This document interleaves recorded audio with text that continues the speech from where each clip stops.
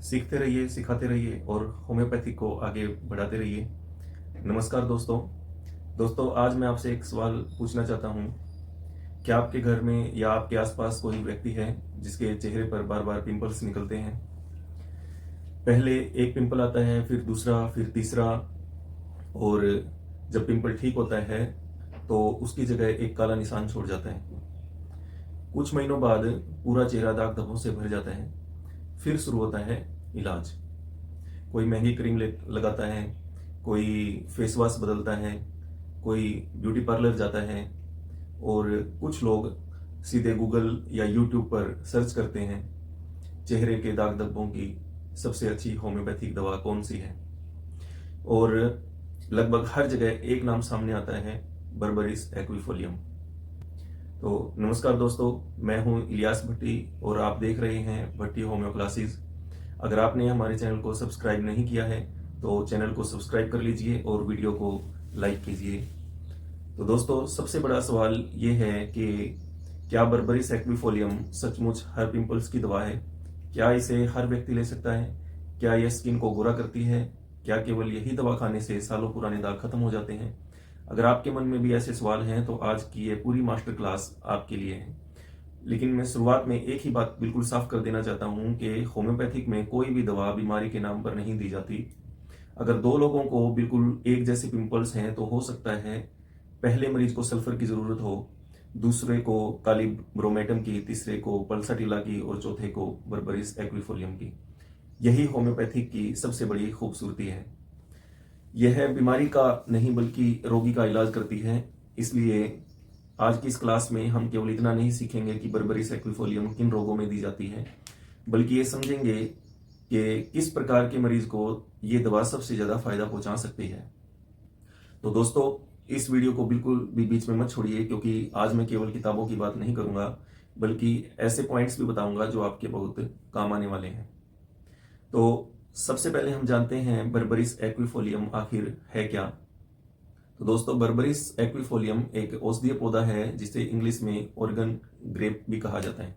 नाम में ग्रेप जरूर आता है लेकिन इसका अंगूर से कोई ताल्लुक नहीं है। तो यह एक एवरग्रीन श्रब है, यानी कि सदाबहार झाड़ी जिसको हम बोलते हैं।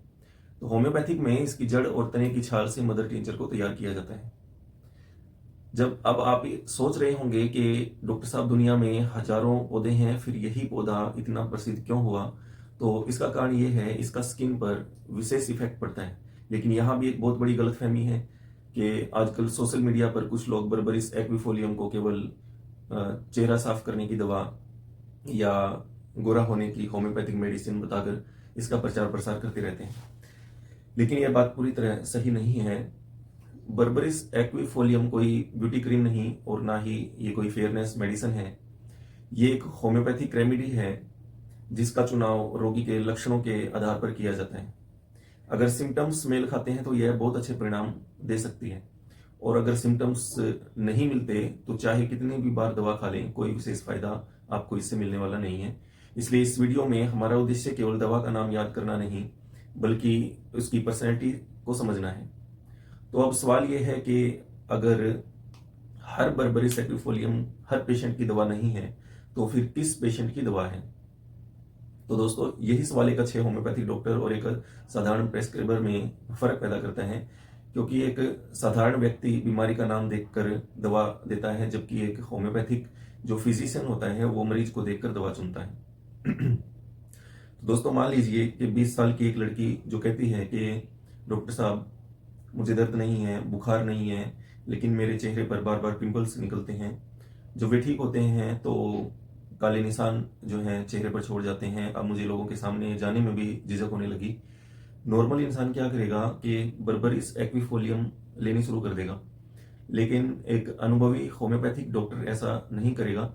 वह पहले आपके लक्षणों को जानेगा कि प्यास कैसी लगती है, भूख कैसी है, गर्मी ज्यादा लगती है या ठंड ज्यादा लगती है, पसीना कैसा आता है, नींद कैसी है, मेंसेस कैसे हैं, मानसिक स्वभाव कैसा है।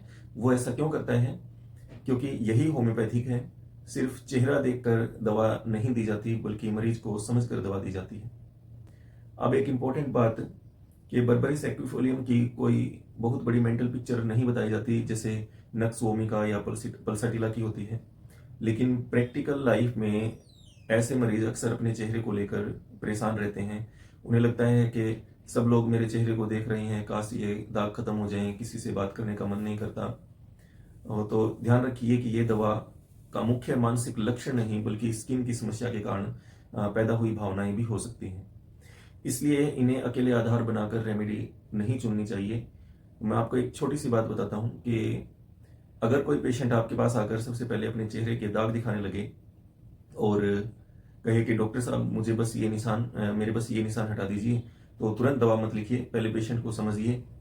होम्योपैथिक की सफलता इसी में है कि आप डिजीज नहीं पर्सन को पढ़ें। यही आदत आपको एक सफल होम्योपैथिक फिजिशियन बनाएगी। तो दोस्तों, होम्योपैथिक में मेडिसिन का चुनाव डिजीज देखकर नहीं बल्कि पेशेंट देखकर किया जाता है। अब बात करते हैं कि हम इस दवा के मरीज के लक्षणों की। इसका पहला मुख्य लक्षण जो है वो बार बार पिंपल्स का आना है। ऐसे मरीज में अक्सर एक्ने जो है वो बार बार निकलते हैं। एक ठीक होता है, दूसरा निकल आता है, कुछ समय के बाद जो है तीसरा निकल आता है।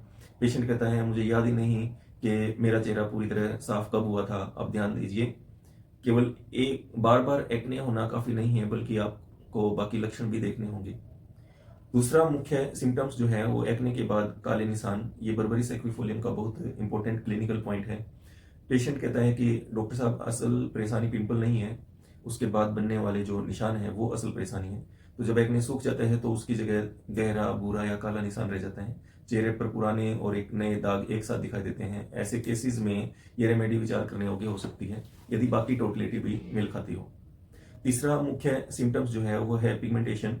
अब पिगमेंटेशन को समझते हैं कि पिगमेंटेशन का मतलब केवल रंग काला होना नहीं बल्कि चेहरे का रंग असमान हो जाना, कहीं हल्का, कहीं गहरा, कहीं पुराने दाग तो कहीं नई स्किन। पेशेंट अक्सर कहता है कि डॉक्टर साहब मेरा फेस पैची दिखाई देता है। यही बात हमें सोचने पर मजबूर करती है। इसका चौथा जो मुख्य सिम्टम है वो है डल कॉम्प्लेक्सन, कि कुछ मरीजों में एक्ने बहुत कम होते हैं लेकिन चेहरा हमेशा बेजान दिखाई देता है।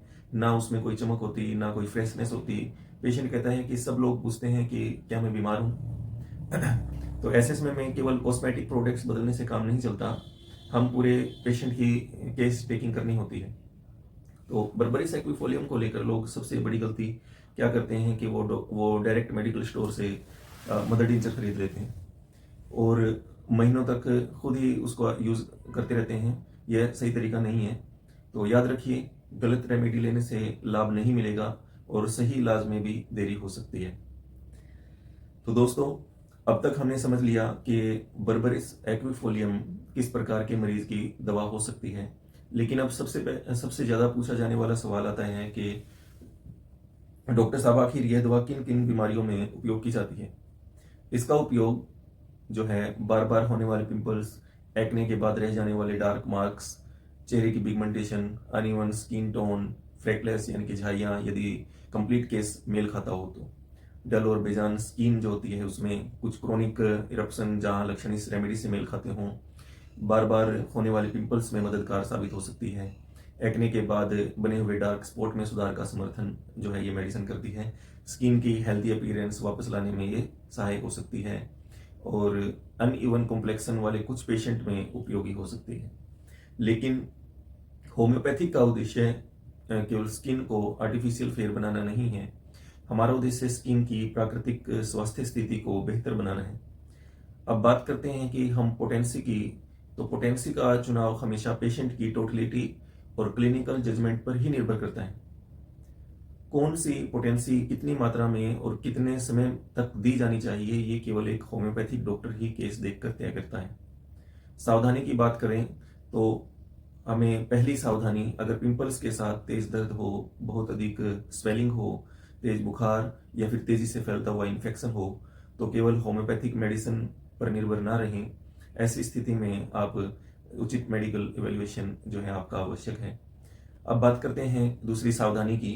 अगर स्किन प्रॉब्लम बार बार वापस आ रही है तो केवल क्रीम बदलने या मेडिसिन बदलने से पहले उसका कारण जानना भी जरूरी है। Hormonal changes, PCOS, stress, diet, sleep, इन सभी का भी स्किन के ऊपर गहरा असर पड़ता है। तीसरी सावधानी, यूट्यूब देखकर महीनों तक स्वयं बर्बरिस एक्विफोलियम क्यों लेना सही तरीका नहीं है, क्योंकि अगर आपकी रेमेडी कुछ और है तो केवल यही मेडिसिन लेने से अपेक्षित लाभ नहीं मिलेगा। तो दोस्तों, होम्योपैथिक की सबसे बड़ी ताकत मेडिसिन नहीं बल्कि मेडिसिन का चुनाव है। अगर आपने सही रेमेडी चुन ली तो छोटी पोटेंसी भी अच्छा काम कर सकती है, और अगर रेमेडी ही गलत चुन ली तो सबसे महंगी मेडिसिन भी कोई विशेष लाभ आपको नहीं देगी। तो दोस्तों, आज आपने बर्बरिस एक्विफोलियम के uses, benefits, mother tincture, potencies और क्लिनिकल प्रिकॉशन को विस्तार से समझा। अगर ये जानकारी आपको उपयोगी लगी हो तो वीडियो को लाइक करें और अपने होम्योपैथिक सीखने वाले या होम्योपैथिक को उपयोग में लाने वाले दोस्तों के साथ इस वीडियो को जरूर शेयर करें, और भट्टी होम्यो क्लासेस को सब्सक्राइब करना बिल्कुल मत भूलिए।